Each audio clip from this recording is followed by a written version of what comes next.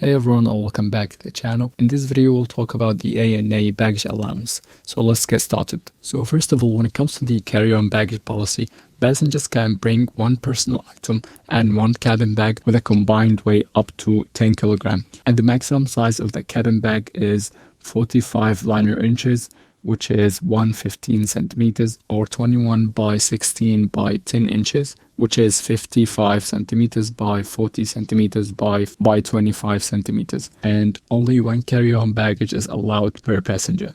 And when it comes to the checked-in baggage allowance, for the economy class, you can get up to 2 bags, each weighing 23 kilograms.